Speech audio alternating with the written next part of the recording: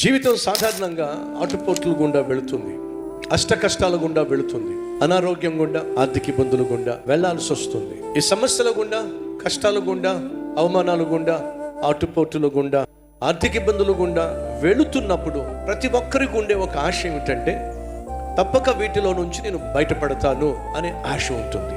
ఆ ఆశే మనిషి బ్రతకడానికి ఆయుష్నిస్తుంది.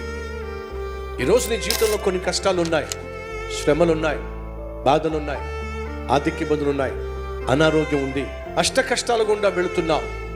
అయినా నువ్వు బ్రతుకున్నావు అని అంటే దానికి కారణం తెలుసా? వీటన్నిటిలో నుంచి ఏదో ఒక రోజు దేవుడు నన్ను బయటకి తీసుకుని వస్తాడు అనే ఒకే ఒక్క నమ్మకము కష్టాల మధ్య మనం బ్రతికేలా చేస్తుంది. కష్టాల మధ్య కూడా మనం బ్రతకాలి అని అంటే మనకు కావలసిన నిరీక్షణ, మనకు కావలసిన విశ్వాసం, ఆ విశ్వాసం వాక్యం ద్వారానే సాధ్యమవుతుంది. ఆ వాక్యము వినడం వల్ల విశ్వాసం కలుగుతుంది. ఆ విశ్వాసమే నీ జీవితంలో విజయాన్ని తీసుకొస్తుంది.